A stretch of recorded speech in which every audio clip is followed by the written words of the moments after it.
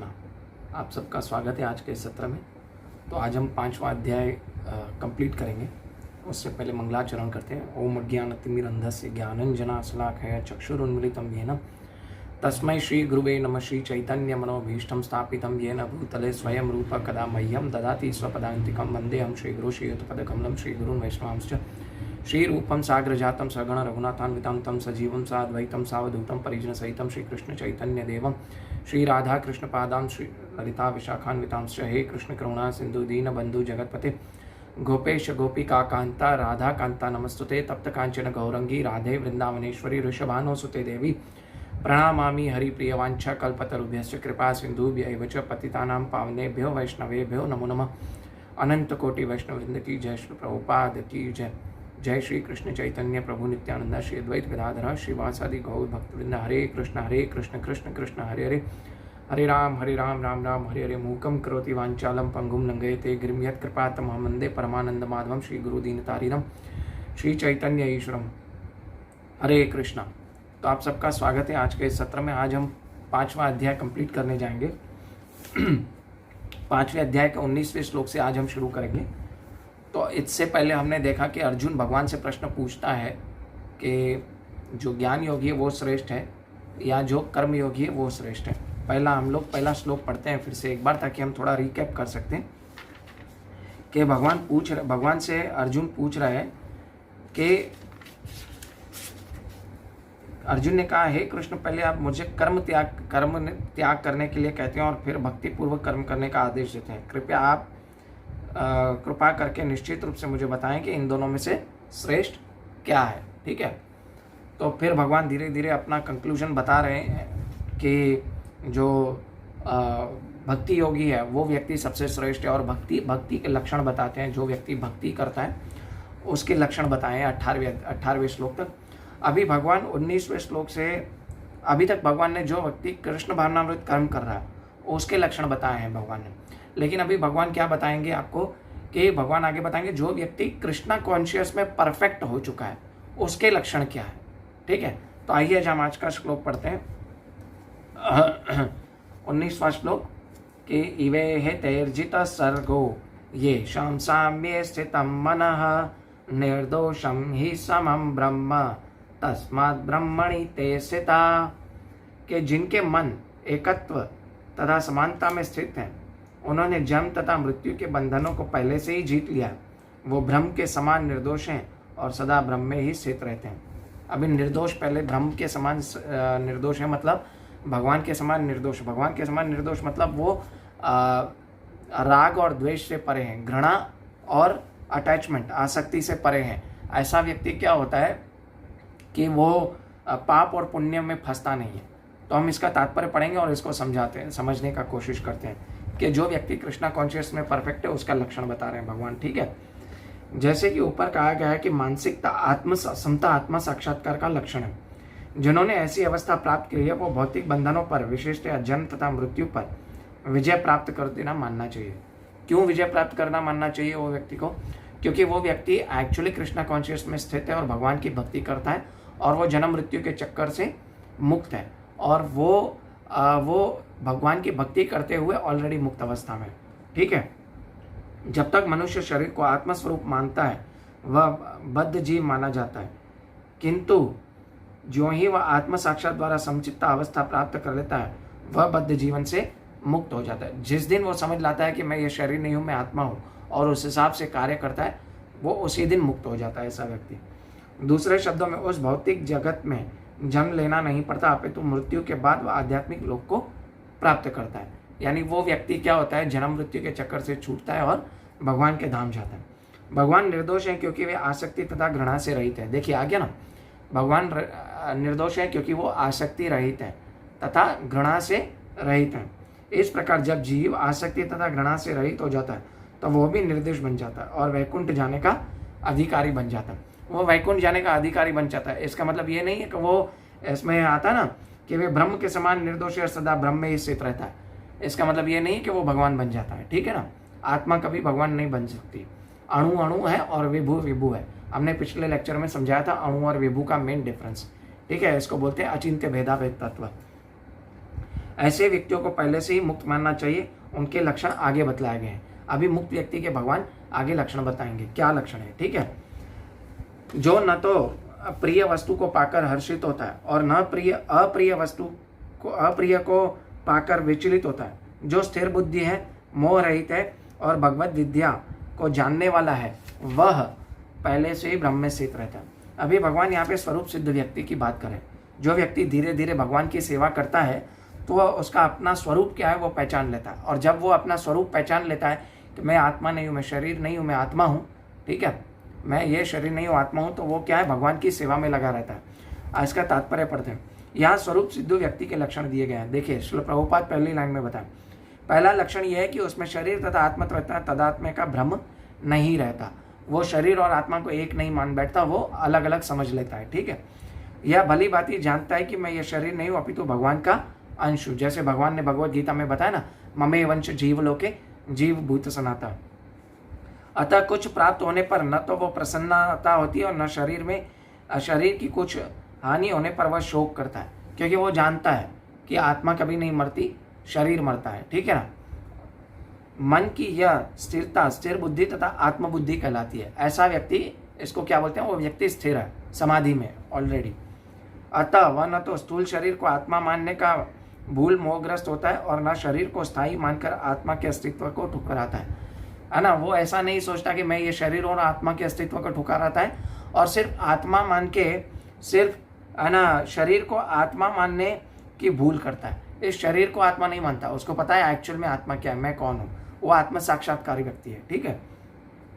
इस ज्ञान के कारण वह परम सत्य अर्थात ब्रह्म परमात्मा तथा भगवान को ज्ञान को भली भांति जान लेता है। ऐसा व्यक्ति क्या भगवान को जान लेता है। इस प्रकार वह अपने स्वरूप को जानता है और पर ब्रह्म से हर बात में तदाकार होने का कभी यत्न नहीं करता। वो ब्रह्म में लीन होने का कभी यत्न नहीं करता, क्योंकि उसको पता है मेरा अंश, मैं भगवान का अंश हूँ और मेरा अस्तित्व अलग पृथक अस्तित्व है और भगवान का पृथक अस्तित्व है। मैं भगवान से अलग हूँ, ठीक है, ठीक है, मेरा अस्तित्व भगवान से अलग है, ठीक है। इससे ब्रह्म साक्षात्कार या आत्म साक्षात करता है। ऐसी स्थिर बुद्धि कृष्ण भावना भावित कहलाती है। ऐसा व्यक्ति कृष्ण भावना वृत्त वाला व्यक्ति होता है। फिर भगवान 22वें श्लोक में 21वें श्लोक में क्या कह रहे हैं कि ऐसा मुक्त पुरुष, अभी मुक्त पुरुष के लक्षण बता रहे हैं, ठीक है, कि भौतिक इंद्रिय सुख की ओर आकृष्ट नहीं होता, अपितु सदैव समाधि में रहकर अपने अंदर का अनुभव करता है, आनंद का अनुभव करता है। इस प्रकार स्वरूप सिद्ध व्यक्ति परब्रह्म में एकाग्रचित होने के कारण असीम सुख भोगता है। यानी ऐसी इंद्रिय सुख में मतलब वो अपनी इंद्रियों को कैसे चला पा रहा है वो समझता है। वो इंद्रियों से आकृष्ट नहीं होता। आकृष्ट नहीं होता का मतलब है कि वो इंद्रियों विषयों में खो नहीं जाता। और उसमें ऐसे लक्षण एक्चुअली देखें तो एक शुद्ध भक्त के होते हैं। एक्चुअली हमारे तो नहीं है, मेरे तो बिल्कुल नहीं है ऐसे लक्षण, ठीक है। तो जब तक वो कामना के अंदर सुख भोगता है ना, जब तक वो भगवान की जो सेवा में सुख नहीं मिलता, तब तक वो क्या करता है कि वो इन सब भौतिक वस्तु में उसकी रुचि बनी रहती है ना। उसकी रुचि नष्ट नहीं हो सकती। परंतु जब तक उसकी चैंटिंग, उसका भगवान की सेवा में मन लगा रहता है ना, अपने आप को बिजी रखता है, इंद्रिय विषयों से परे रख के अपनी इंद्रियों और इंद्रिय विषयों को भगवान की सेवा में लगाता है, ऐसा व्यक्ति क्या होता है कि वो है ना आकृष्ट नहीं होता, इंद्रिय सुख से आकृष्ट नहीं होता और वो असीम सुख भोगता है। इसका तात्पर्य पढ़ेंगे। इसका तात्पर्य बहुत ही बेस्ट है, क्योंकि पहली लाइन श्रील प्रभुपाद ने बहुत बेस्ट रखी है। या अना कृष्ण भावना प्रभु व्यक्ति यामानुजाचार्य जो है उनका एक अनुभव लिखा है कि वो एक बार वो क्या कहते हैं कि जब से मैं कृष्ण की दिव्य प्रेमी भक्ति में लगकर मैं उनके नित्य नवीन आनंद का अनुभव करने लगा हूँ, तब से काम सुख के बारे में सोचता हूँ तो इस विचार पर थूकता हूँ और मेरे होंठ अरुचि से सिमट जाते हैं, है ना। काम क्या है पहले हमें समझना है। काम यह है कि जब एक औरत और मर्द का जो रिलेशन है उसको सिर्फ काम नहीं बोलते हैं। किसी भी वस्तु या किसी भी विषय को भोगने की तीव्र इच्छा को काम बोलते हैं, ठीक है। ऐसे ही किसी भी वस्तु को काम नहीं बोला जाता है, ठीक है। काम का मतलब है कि किसी भी वस्तु या किसी भी विषय को, इंद्रिय विषय को भोगने की तीव्र इच्छा को क्या कहते हैं, काम कहते हैं, ठीक है। भौतिकता की दृष्टि के काम सुख की सर्वोपरि आनंद है, की दृष्टि में काम सुख ही सर्वोपरि आनंद है। सारा संसार उसी से वशीभूत होकर भौतिकवादी लोग तो प्रोत्साहन के बिना ही कोई कार्य नहीं कर सकते, किंतु कृष्ण भावनामृत में लीन व्यक्ति काम सुख के बिना उत्साह पूर्वक अपना कार्य करता है। यहाँ पे भगवान बता रहे हैं, श्रील प्रभुपाद क्या बता रहे हैं कि जो भौतिकवादी व्यक्ति है उनके लिए काम सुख से ऊपर परे कोई वस्तु है ही नहीं। यहाँ पे क्या बता रहे हैं काम सुख के बारे में, यहाँ पे कि एक जो लड़का लड़की अपना जो भोग करते हैं वो ये सोचते हैं इससे परे कोई सुख है ही नहीं और कुछ सुख नहीं है। लेकिन जो एक व्यक्ति कृष्ण भावना भावित है वो क्या सोचता है कि भगवान श्री कृष्ण की सेवा से ऊपर कोई सुख नहीं है, क्योंकि उसको हायर टेस्ट मिल चुका है ना। दूसरे अध्याय के 59वें श्लोक में भगवान क्या कहते हैं, भगवान कहते हैं कि विषय विनय निवर्तन्ते है ना निराहस्य देहिना रसोपस्य रसोवर्जम परम दृष्टवा निवर्तन्ते। जिसको उच्च सुख मिल गया है क्या करता है, उसको लोअर टेस्ट ऑटोमेटिकली त्याग लेता है। ऐसे ही कृष्ण भावना भावित है, जितनी अच्छी चैंटिंग होगी, जितना अच्छा हमारा भगवान का नाम लेके हम, उसके बाद हमें ये भौतिक काम सुख जो है ऑटोमेटिकली त्यागेंगे। ठीक है, आत्म साक्षात्कार तथा काम सुख सभी साथ साथ नहीं चल सकते, है ना। मैं भौतिक वस्तुओं को भी भोग करूं और भगवान की भक्ति भी करूं, ये एक साथ कभी नहीं चल सकता, ये समझना है। कृष्ण भावना भावित व्यक्ति जीवन मुक्त होने के कारण किसी प्रकार इंद्रिय सुख द्वारा आकर्षित नहीं होता। जो व्यक्ति भगवान की परफेक्ट शुद्ध भक्ति करता है वो व्यक्ति क्या है, कभी भी किसी भी भौतिक सुख के पीछे नहीं भागता है। ठीक है, अभी ये मेरा फेवरेट श्लोक है, आगे वाला जो श्लोक आ रहा है कि मुक्त पुरुष जो है वो कन्विंस हो जाता है। क्या कन्विंस हो जाता है कि क्या क्या क्या करता है वो देखिए। ठीक है, ये ही संस्पर्शजा भोगा दुख यो न एवते आद्य अंततो कौन्तेय न तेषु रमते बुधः। यानी बुद्धिमान मनुष्य दुखों के कारण में भाग नहीं लेता जो भौतिक इंद्रियों के संसर्ग से उत्पन्न होता है। और हे कुंतीपुत्र, भोगों का आदि तथा अंत होता है, अतः चतुर व्यक्ति उनमें आनंद नहीं लेता। भगवान ऐसे व्यक्तियों को चतुर बोल रहे हैं। कैसा व्यक्ति चतुर, बुद्धिमान व्यक्ति, जो ये जानता है कि जो भौतिक सुख है उसके पीछे अगर वो भोगता है, जो व्यक्ति उस सुख को भोगना चाहता है, तो ऐसा व्यक्ति एक्चुअली क्या है, वो जानता है कि इस सुख के पीछे भी दुख छुपा हुआ है। ऐसी सुख वाली जो वस्तु है उसके पीछे भी दुख का कारण है। तो वो ना तो ऐसी बुद्धिमान मनुष्य ना तो दुखों के कारण में भाग लेता है और ना ही इंद्रियों से संसर्ग से उत्पन्न, जो इंद्रियों के संसर्ग से उत्पन्न होते हैं। जब हम इंद्रिय सुख को समझते हैं, जिसको सुख समझ रहे हैं, ऐसे ही सुख को इसमें जो व्यक्ति है कृष्ण भावना भावित जो शुद्ध भक्त है, ऐसा व्यक्ति को कभी भी ऐसे दुख की जो वस्तु दुख दे रही है और हम जो भौतिकवादी व्यक्ति उसको सुख समझते हैं, ऐसी व्यक्ति में इसमें वो कभी भी आनंद नहीं लेता। क्यों? क्योंकि वो जानता है, क्या जानता है, ऐसे वस्तुओं का, ऐसे सुखों का और ऐसे भोगों का आदि तथा अंत होता है, इसलिए वो उसमें आनंद भी नहीं लेता, इसमें वो पढ़ता नहीं है। इसका तात्पर्य पढ़ते हैं, भौतिक इंद्रिय सुख उन इंद्रियों के स्पर्श के अद्भुत है जो नाशवान है, क्योंकि स्वयं शरीर नाशवान है। मुक्त आत्मा किसी नाशवान वस्तु में रुचि नहीं रखता। मुक्त आत्मा क्या किसी नाशवान वस्तु में रुचि नहीं रखता। वो किस वस्तु में रुचि रखता है? सिर्फ और सिर्फ भगवान श्री कृष्ण की सेवा में और भगवान के नाम में, है ना, रुचि रखता है, क्योंकि वो अव्ययम है ना। राज विद्या राजगुह्यम पवित्रमिदम उत्तमम, है ना, प्रत्यक्ष आगमम धर्मं सुसुखम कर्तुम अव्ययम, अव्ययम है। ठीक है, दिव्य आनंद के सुखों के भली भांति अवगत वह भला मिथ्या सुख के लिए क्यों सहमत होगा, है ना। ऐसा व्यक्ति, जो व्यक्ति जिसको दिव्य आनंद मिल गया है, वो ऐसे जो दुख, ऐसे सुख हैं जो एंड ऑफ द डे दुख का कारण है, उसमें सुख क्यों लेगा? उसमें सुख लेने की कोशिश कभी नहीं करेगा। ठीक है, योगी जन परम सत्य के में रमण करते हुए अनंत दिव्य सुख का प्राप्त करते हैं, इसलिए परम सत्य को भी राम कहा गया। राम मतलब वो गिव्स यू एटर्नल प्लेजर। ठीक है, हे पुत्र, अभी भागवत में भी क्या कहा गया, श्रीमद् भागवतम क्या कहती है ऐसे सुखों के बारे में। ठीक है, हे पुत्र, इस मनुष्य योनि में इंद्रिय सुख के लिए अधिक श्रम करना व्यर्थ है। ऐसा सुख तो सुकरों को भी प्राय है। जैसे हम एक इंद्रिय सुख है, किसको इंद्रिय सुख को मानते हैं? जैसे एक किसी औरत या मर्द के साथ संभोग करने को जो सुख मानते हैं जो लोग, ऐसा सुख तो सुकरों को यानी सुअर को भी अवेलेबल है। तो ये को सुख नहीं है, इसमें तो एंड ऑफ द डे दुख है। इसकी अपेक्षा तुम्हें इस जीवन में तब करना चाहिए जैसे तुम्हारा जीवन पवित्र हो जाए और तुम असीम दिव्य सुख की प्राप्ति हो। दिव्य सुख क्या बताया मैंने, बोला ना हायर टेस्ट जब मिलेगा तो हम लोअर टेस्ट ऑटोमेटिकली रिजेक्ट करेंगे। सो वी हैव टू, हमें जाना पड़ेगा हायर टेस्ट की तरफ। हायर टेस्ट का मैं एक एग्जांपल देता हूँ। जैसे आपको चाय पीता है जो व्यक्ति, वो चाय पीने से अगर पहले मिठाई खा ले तो उसको चाय फीकी लगेगी। क्यों? क्योंकि उसको चाय से ज़्यादा मीठी चीज़ मिल गई, मिठाई। तो इसी प्रकार अगर आप भगवान श्री कृष्ण की सेवा करोगे, भगवान का नाम जप करोगे, तो आपको हायर टेस्ट मिलेगा। तो आप जो लोअर टेस्ट, जो इंद्रिय सुख हम जिसे मानते हैं, वो वास्तव में सुख नहीं है, परंतु जिसे हम सुख मान बैठे हैं, क्योंकि हम देहात्म बुद्धि वाले हैं, जिसे हम सुख मान बैठे हैं वो एक्चुअली में सुख नहीं है, वो दुख है। ठीक है, उसको हम छोड़ देंगे। यथार्थ जो योगी या दिव्य ज्ञानी है वे इंद्रिय सुखों की ओर आकृष्ट नहीं होते, क्योंकि वह निरंतर भवरोग के कारण है।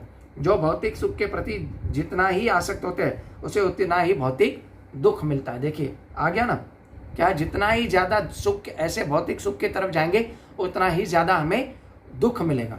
ठीक है, कृपया ज्यादा से ज्यादा ये लोगों को लेक्चर शेयर करें। फिर 23वें श्लोक में भगवान ऐसे व्यक्तियों का आगे और लक्षण बता रहे हैं, ऐसा व्यक्ति कैसा होता है ना।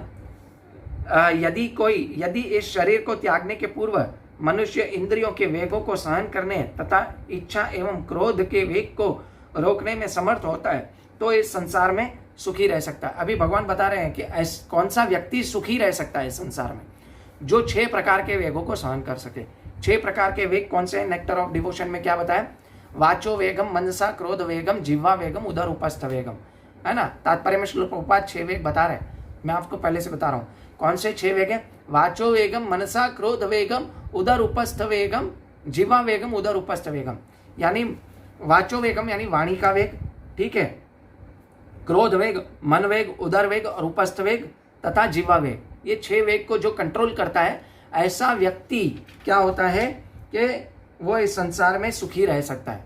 ठीक है, जो व्यक्ति इन विभिन्न इंद्रियों के वेगों को तथा मन में वश में करके समझ है, तो उसे गोस्वामी कहा गया है। गोस्वामी यानी इंद्रियों का स्वामी, वो इंद्रियों का दास नहीं होता है। हम लोग क्या है? हम लोग इंद्रियों के दास हैं, हम इंद्रियों के स्वामी नहीं बने। जब तक हम इस स्थिति पर नहीं पहुंचेंगे तब तक हम इंद्रियों के दास हैं। परंतु जो व्यक्ति सुखी है, जो व्यक्ति कृष्ण भावनामृत में दृढ़ है, सततम कीर्तयन्तो माम, भगवान बोलते हैं, ऐसा व्यक्ति सुखी है जिसने 6 वेगों को कंट्रोल किया है। और वो क्या है?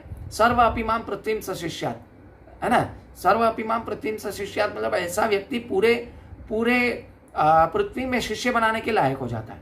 ठीक है, तो जो व्यक्ति अपने इंद्रियों को कंट्रोल करता है उसको क्या है? वो व्यक्ति एक्चुअली में सुखी है। और जो नहीं कंट्रोल कर पाता, वो पतन, उसका पतन होता है। कैसे? दूसरे अध्याय के 62वें और 63वें श्लोक में भगवान क्या बोल रहे हैं? ध्यायतो विषय पुंस संगस्तेषु उपजायते, संगात संजायते क्रोधात्, कामात् कामात् क्रोधः अभिजायते, क्रोधात् भवति सम्मोह, सम्मोह स्मृति भ्रंशात्, स्मृति भ्रंशात् स्मृति विभ्रम, स्मृति भ्रंशात् बुद्धिनाशो, बुद्धिनाशात् प्रणश्यति।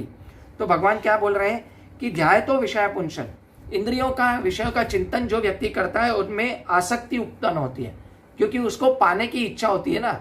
अगर उसको वो पाने की इच्छा होती है, तो अगर उसको वो जो इंद्रिय विषय को ऐसी काम से, ऐसी आसक्ति से क्या उत्पन्न होता है? काम उत्पन्न होता है।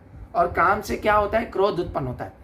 जैसे आप अपनी इंद्रियों की इच्छाओं को सेटिस्फाई कर लेंगे, है ना, तो क्या होगा कि ऐसी एक्चुअली इच्छाएं कभी सेटिस्फाई नहीं होती है पहले तो, क्योंकि वो उसमें आग में जितना घी डालो तो उतनी आग बढ़ती है।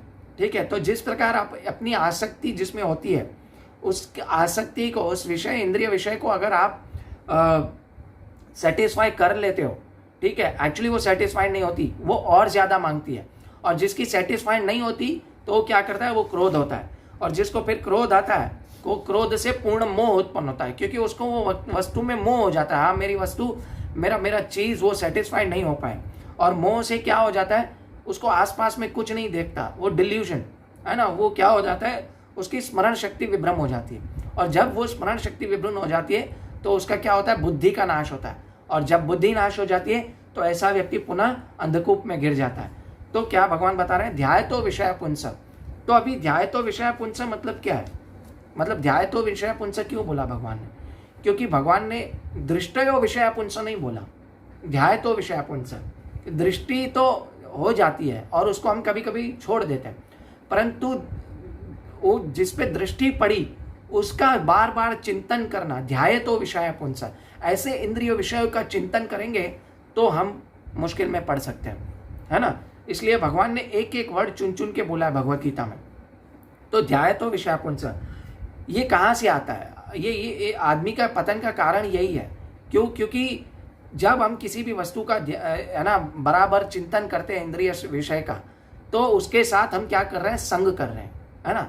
जब हम उसके साथ संग कर रहे होते हैं तो हम क्या होते हैं कि संग मतलब फिजिकल संग नहीं है। मोबाइल में हमने कुछ देख लिया, ठीक है, जैसे हम रास्ते पे कुछ देख लिया, उसका पूरा दिन चिंतन करते रहते हैं। मोबाइल में लोग गंदी पॉर्न मूवीज वगैरह देखते हैं, तो उसका पूरा दिन चिंतन करते हैं। तो ऐसे आदमी का पतन होता है, ठीक है। तो अपनी इंद्रियों को भगवान की सेवा में लगाओ, इंद्रिय और इंद्रिय विषयों को भगवान की सेवा में लगाएं, ठीक है। इसका आगे श्रील प्रभुपाद तात्पर्य में बताएंगे कि भौतिक इच्छाएं पूर्ण न होने पर क्रोध उत्पन्न होता है और इस प्रकार मन, नेत्र तथा वक्षस्थल उत्तेजित होते हैं। आ गया ये, इसका मैंने आपको दूसरे अध्याय का 62वें और 63 श्लोक का मैंने आपको बता दिया कि ये कहाँ लिखा हुआ है भगवत गीता में और जगह में भगवान कहाँ बता रहे हैं, ठीक है। इस शरीर का परित्याग करने पर मनुष्य पूर्व इन्हें वश में करने का अभ्यास करना चाहिए। जो ऐसा कर सकता है वह स्वरूप सिद्ध माना जाता है और आत्म साक्षात्कार की अवस्था वही सुखी रहता है। योगी के कर्तव्य है कि वह इच्छा तथा क्रोध को वश में करने का भरसक प्रयत्न करे। कैसे प्रयत्न कर सकता है? सिर्फ और सिर्फ अपनी इंद्रियों को भगवान की सेवा में लगाने के बाद। अभी अगले श्लोक में अभी यहाँ पे है ना मुक्त पुरुष के लक्षण पूरे हुए, ठीक है। तो अभी ऐसा व्यक्ति कहलाता क्या है? वो भी है ना कि जो अंतःकरण के सुख का अनुभव कराता है वो कर्मठ है और अंतःकरण में ही रमणता है। जिसका लक्ष्य अंतर्मुखी होता है वह सचमुच पूर्ण योगी होता है। वह परब्रह्म में मुक्ति पाता है और अंततोगत्वा ब्रह्म को प्राप्त करता है। ब्रह्म को प्राप्त करता है मतलब वो जान जाता है कि मैं कौन हूँ, वो जान गया है और वो भगवान की सेवा में हमेशा तत्पर रहता है, ठीक है। कर्मठ का मतलब क्या है? कर्मठ मतलब वो लेजी नहीं हो जाता, वो एक्चुअली भगवान की सेवा में आगे बढ़ता है और जो भी वस्तुएं हैं, जो भी इंद्रिय विषय है उसमें नहीं लगता, ठीक है। अभी ये सब हमने देखा तो अभी हमारे मन में भी इच्छा होगी कि मैं भी ऐसा बनूं, है ना। तो भगवान हमको बता रहे हैं कि ऐसा कैसे बना जा सकता है, ठीक है। कि भगवान बता रहे हैं कि जो लोग संशय से उत्पन्न होने वाले द्वैत से परे हैं, जिनके मन आत्म साक्षात्कार में रहते हैं, जो इस जीवों के कल्याण करने में सदैव व्यस्त रहते हैं और जो समस्त पापों से रहित है, वह ही मुक्ति को प्राप्त होते हैं। अभी हम कैसे बन सकते हैं ऐसे कि हम पहले तो भगवान की भक्ति करें, है ना। भगवान की भक्ति करें, हमारा मन करेगा अब हम भगवान की भक्ति करें। अब भगवान की भक्ति करते करते अपने इंद्रियों को भगवान की सेवा में लगाएं। और उसको और ज़्यादा सेवा में कैसे लगा सकते हैं हम भगवान का? कि जैसे हमें ज्ञान मिल गया और उस ज्ञान को हमने अपनी लाइफ में अप्लाई किया तो हमें क्या करना है? उसको प्रचार करना है। और प्रचार करेंगे तो क्या होगा? धीरे धीरे हम हमारे जो मन के अंदर डाउट्स होंगे, संशय होंगे, वो धीरे धीरे क्लियर होते जाएंगे। और जो जैसे हमारे मन में डाउट्स क्लियर होते जाएंगे तो हम सीखेंगे कि कैसे प्रचार किया जाए, हमारे मन के डाउट्स कैसे क्लियर और हो सके पढ़ के और प्रामाणिक गुरु से पूछ के, और भगवान को धीरे धीरे ऐसे हम प्राप्त करने का प्रयास कर सकते हैं। इसका हम तात्पर्य पढ़ेंगे। श्रील प्रभुपाद भी यही बता रहे हैं तात्पर्य में। देखिए, केवल व्यक्ति सभी जीवों के कल्याण में रत होता है जो पूर्णतया कृष्ण भावना भावित है। कल्याण, जीवों का कल्याण क्या हो सकता है? किसी को खाना खिलाना कल्याण नहीं है ना। किसी को 2 जोड़ी कपड़े देना कल्याण नहीं है, किसी को पैसा देना कल्याण नहीं है। किसी को कृष्ण भावना अमृत दो, जो आपके पास है वो नाम रूपी धन। अगर आप भगवान कृष्ण को जो हरे कृष्ण कृष्ण कृष्ण हरे हरे, हरे राम राम राम हरे हरे, ये अगर आप लोगों को बांटोगे, ऐसा धन अव्यय नहीं होता, अव्यय है। ऐसा धन का कभी व्यय नहीं होता, वो खत्म नहीं होता। जैसे कि एक डॉक्टर है, ठीक है, डॉक्टर है ना, जैसे एक टीचर है, डॉक्टर ही पढ़ाता है। वो टीचर अगर किसी को ज्ञान दे देता है तो सामने वाला स्टूडेंट क्या हो जाता है? वो भी डॉक्टर बन जाता है। परंतु ये जो टीचर था उसका डॉक्टर का ज्ञान तो कम नहीं हुआ ना। एक्चुअली वो सिखाते सिखाते क्या होता है, उसके भी संशय दूर होता है और वो भी एक्चुअली ज्ञान उसका बढ़ता है। उसी तरह कृष्ण भावना भावित है। कृष्ण भावना अमृत में भी ऐसे ही है। अगर हम प्रचार करेंगे, अगर हम हमारे पास जो है, पहले हम प्रैक्टिस करें, जब हम प्रैक्टिस करें उसके बाद हम उसको प्रचार करें, और जब हम प्रचार करेंगे तो क्या होगा कि वो हमारे मन के अंदर जो भी संशय, जो भी डाउट्स है वो दूर होंगे। कैसे दूर होंगे? क्योंकि हमें लोग प्रश्न पूछेंगे, वो प्रश्न पूछेंगे तो हम और उसका अध्ययन करेंगे, श्रीमद् भगवद गीता का और अध्ययन करेंगे और हमारा प्रचार है ना होंगे। एक वैष्णव भजन है, वैष्णव जन तो तेने कहिए जे पीड़ पराई जाने रे। पीड़ पराई कौन जान सकता है? पीड़ पराई एक्चुअली क्या है? लोगों को खाना खिलाना, किसी को हॉस्पिटल में भर्ती करना, वो पीड़ पराई नहीं है। ये तो भौतिक है ना आपदाओं का आप उसको सॉल्यूशन दे रहे हो, लेकिन उसकी आत्मा की भूख को मिटाएं और उसको हम भगवान का नाम दें, वो एक्चुअल में पीड़ पराई को जानने वाला वैष्णव वो है। ठीक है ना? जब व्यक्ति व वास्तविक ज्ञान हो जाता है तो वो कृष्ण ही सभी वस्तुओं का उद्गम है। तब वो जो भी कर्म करता है सबों के हित में ध्यान रखकर करता है। आगे ना सबों का हित किसमें है? मैंने बोला आत्मा का ज्ञान दो उसको। परम भोक्ता, परम नियंता तथा परम सुखा कृष्ण को भूल जाना मानवता के कलेशों का कारण है। क्या है कलेशों का कारण? मैं भूल चुका हूं कि मैं भगवान का दास हूं, है ना? आगे भगवान लास्ट श्लोक में बताएंगे क्या है। अतः समग्र मानवता के लिए कार्य करना सबसे बड़ा कल्याणपूर्ण कार्य है और ऐसे श्रेष्ठ कार्य तब तक नहीं लग पाता जब तक वह स्वयं मुक्त होना हो जाए। पहले हमें सीखना है, मैंने बताया ना। कृष्ण भावना भावित मनुष्य हृदय में कृष्ण की सर्वोच्चता बिल्कुल संदेह नहीं रहता। वह इसलिए संदेह नहीं करता क्योंकि वह समस्त पापों से रहित होता है। ऐसा ही है ये दिव्य प्रेम, है ना?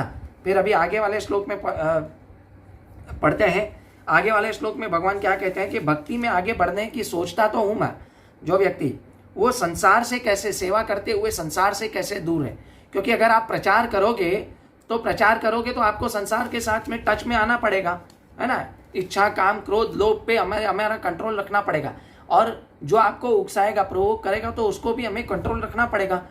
तो संसार में रहते हुए भी ऐसा व्यक्ति आसक्त रहता है, अनासक्त रहता है संसार से। कैसे अनासक्त रहता है भगवान बताते हैं, है ना? 26वां श्लोक क्या बता रहे हैं भगवान कि इस शरीर को, कहाँ गया 26वां श्लोक? हाँ ये रहा। जो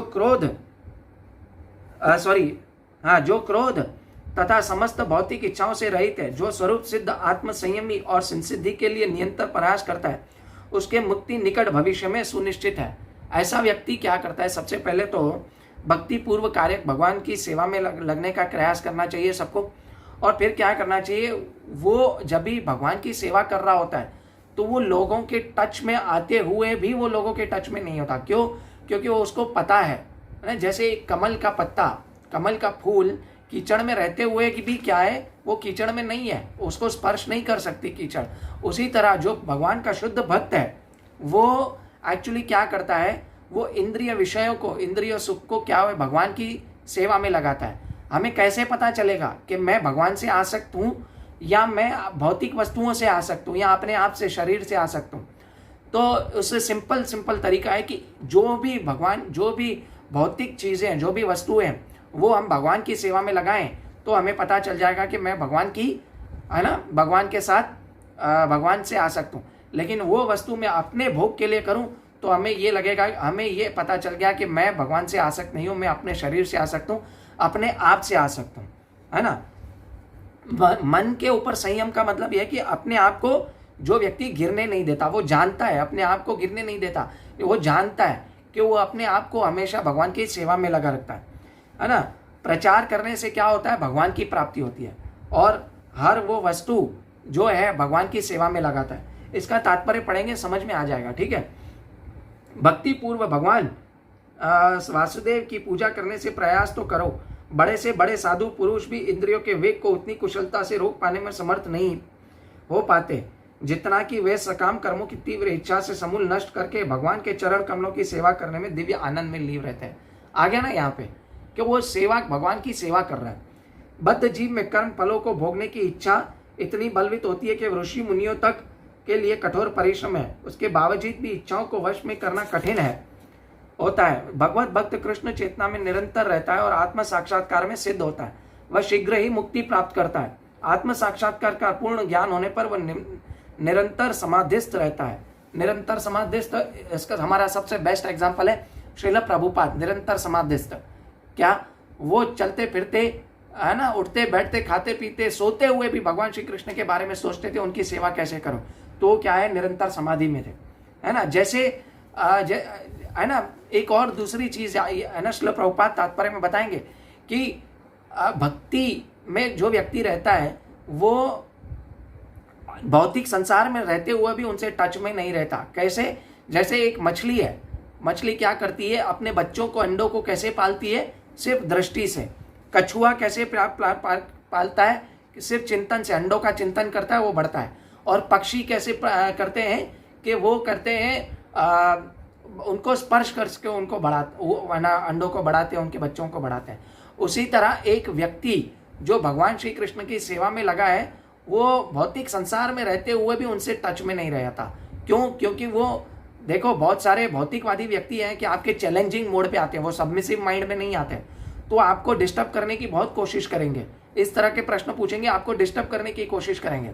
लेकिन वो व्यक्ति जो भगवान को पूर्ण ज्ञान है भगवान का, वो भगवान की सेवा में हमेशा रहता है, तो ऐसे व्यक्तियों के टच में आते हुए भी टच में नहीं है। क्यों?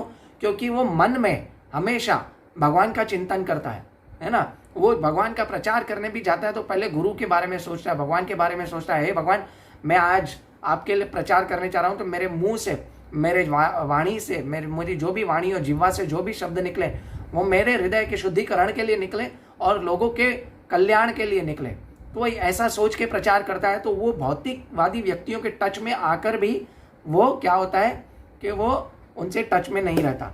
ठीक है, अभी 27वां और 28वां श्लोक भगवान क्या बताएंगे? ध्यान योग और कर्म योग के बारे, ध्यान योग के बारे में बताएंगे, ज्ञान योग के बारे में बताएंगे, जिसका ध्यान योग 6th चैप्टर में उसको डिटेल में बताया गया है। लेकिन इस श्लोक में भगवान बता रहे हैं, क्यों?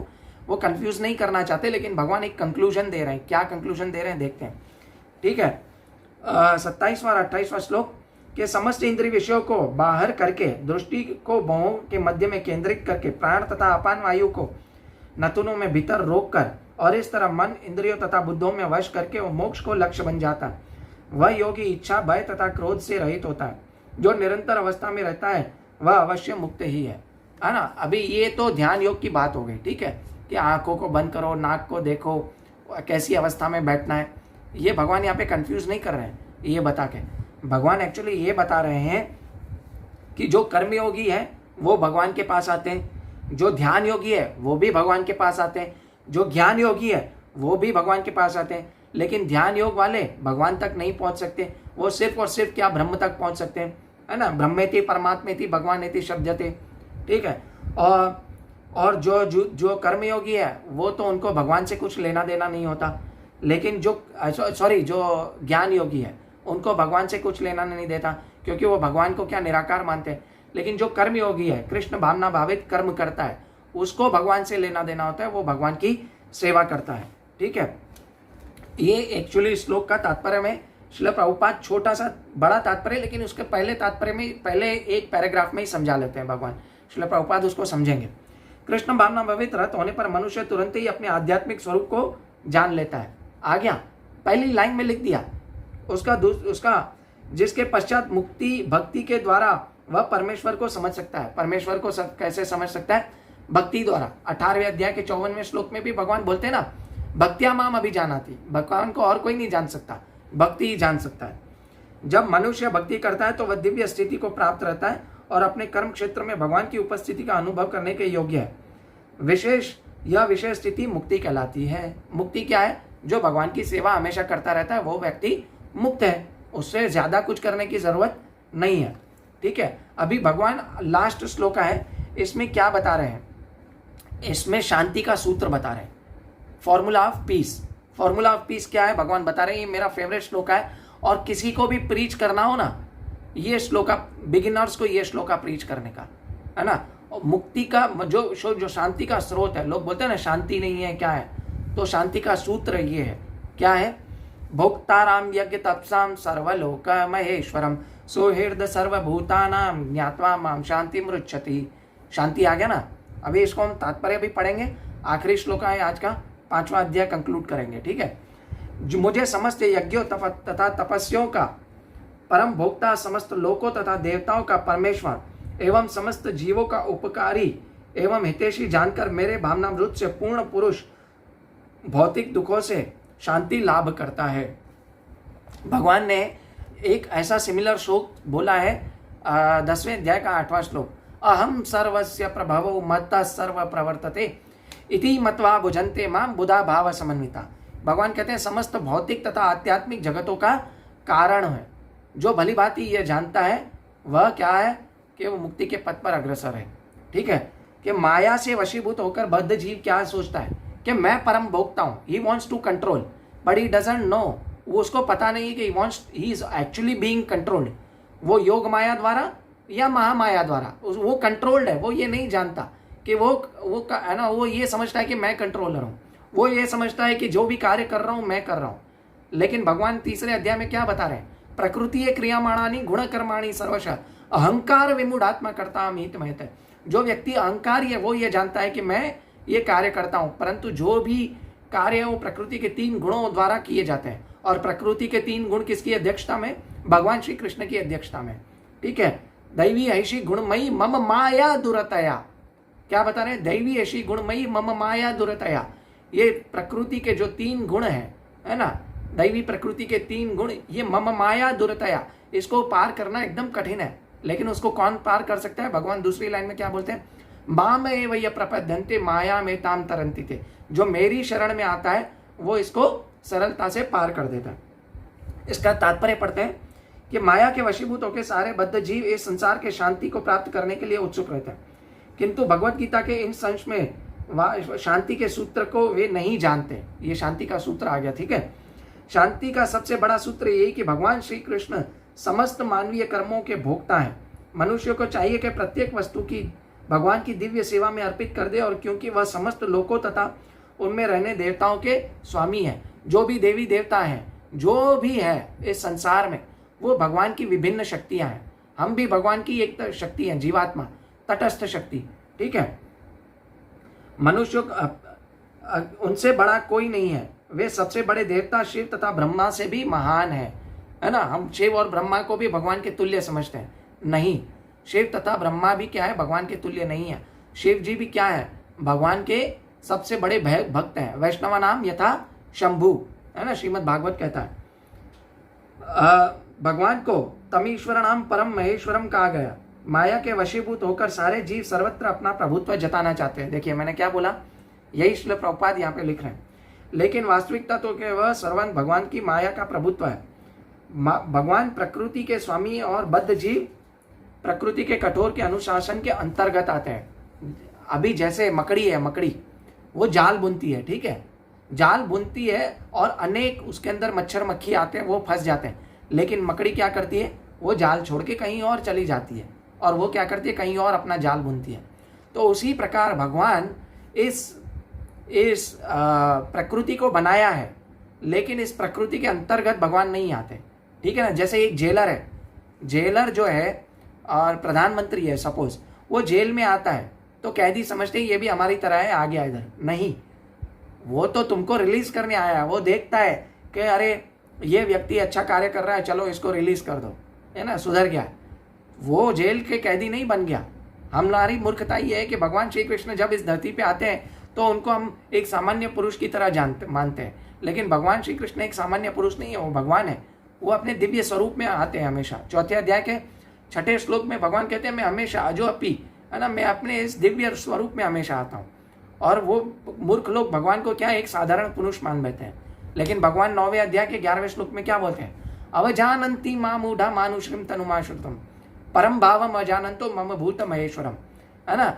ऐसे लोग, मूर्ख लोग क्या करते हैं, मैं मनुष्य शरीर में आता हूं तो लोग क्या सोचते हैं कि मैं एक साधारण पुरुष हूं। नहीं, मैं एक्चुअली भगवान हूं। वो मेरा उपहास कर रहे होते हैं। जैसे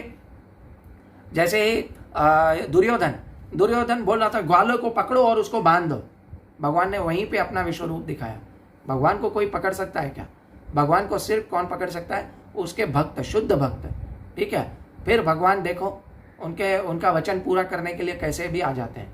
जैसे प्रहलाद महाराज को भगवान ने बचाया, ठीक है ना। गोपियों एक माखन के टुकड़े के लिए, लंप ऑफ माखन के लिए गोपियों के सामने नाचते थे। क्यों? क्योंकि गोपियां जो है उनकी शुद्ध भक्त है, माधुर्य रस था उनमें। तो ऐसे, और कुछ गोपियों में वात्सल्य रस था।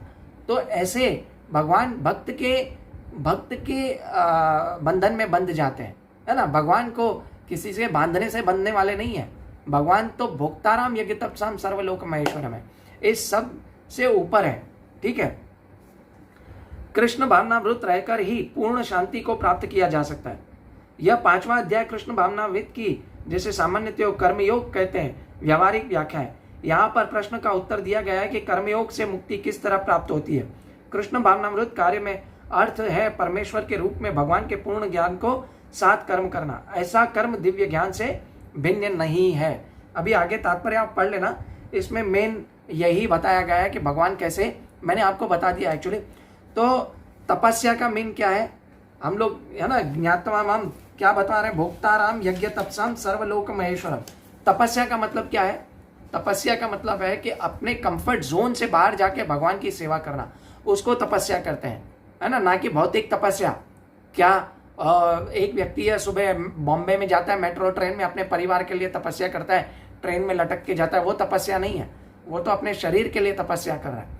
लेकिन आत्मा के लिए तपस्या क्या है? अपने कंफर्ट जोन से जाके भगवान के लिए भगवान की सेवा करना, वो तपस्या है। यज्ञ का मतलब है कि भगवान के लिए जो भी करें वो सिर्फ और सिर्फ भगवान के लिए कार्य करें, है ना। अभी कर्मयोग मतलब क्या? भगवान के लिए भक्ति करना, भगवान के लिए व्यावहारिक कार्य करना, भगवान के लिए जो भी कार्य करना, वो कर्म है, कर्मयोग है। कृष्ण भावना भावित कर्म कर्मयोग, ठीक है, इस अध्याय का नाम। कर्मी अपने स्वार्थ के लिए कार्य करता है, लेकिन कर्मयोगी क्या करता है? वो भगवान के लिए कार्य करता है, ठीक है। ज्ञानी शास्त्र पढ़ता है, ठीक है, शास्त्रों का ज्ञान लेता है, लेकिन उसको भगवान के साथ कुछ लेना देना नहीं होता।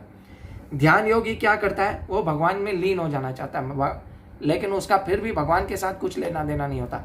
मतलब ध्यान योगी क्या करता है? परमात्मा को अंदर देखता है, लेकिन उसका भगवान के साथ कुछ लेना देना नहीं है। तो ज्ञानी बनना बेकार है, ध्यान योगी बनना बेकार है। हमें क्या बनना है? कर्मयोगी, भगवान कृष्ण भावना भावित कर्म करना है, ठीक है। कर्मयोग के साथ थोड़ा थोड़ा ज्ञान जरूरी है, लेकिन अब जब हम धीरे धीरे सेवा करेंगे तो हम क्या ज्ञान धीरे धीरे आता जाएगा। जैसे कि हम कोई है ना चीज़ को करते हैं, भौतिक वस्तु को, उसको हम इम्परफेक्टली करते हैं, लेकिन धीरे धीरे करते करते क्या होता है, हमें पता चल जाता है कि कोई भी वस्तु कैसे परफेक्ट करनी है ना। जैसे कुम्हार है, मिट्टी का घड़ा पहली बार बनाता है, तो धीरे धीरे धीरे घड़ा एक ही बार में बराबर नहीं बनता है। जब भी वो नया नया पहली बार घड़ा बनाना सोचता है, कुम्हार का बेटा सीखता है, एक ही बार में घड़ा बराबर नहीं बनता है। वो क्या है, धीरे धीरे प्रैक्टिस करता है तो वो परफेक्ट हो जाता है। तो उसी तरह उसको ज्ञान हो जाता है कि घड़ा कैसे परफेक्ट बनेगा। तो उसी तरह जो भगवान श्री कृष्ण का भक्त है, वो सेवा करते करते करते उसको समझ में आता है सेवा कैसे करनी है, उसको ज्ञान आ जाता है। तो कर्मयोग करने के लिए ज्ञान योग तक, कर्मयोग करेंगे तो ज्ञान योग तक पहुंचेंगे। तो ज्ञान योग और कर्मयोग एक दूसरे की तुष्टि पुष्टि करते हैं, ठीक है। तो सबसे बड़ा है भगवान श्री कृष्ण की भक्ति करो, कृष्ण भावना भावित कर्म करो। हरे कृष्णा। मैं अपनी वाणी को यहीं विराम देता हूँ, और आगे एक्चुअली हम लोग कृष्णा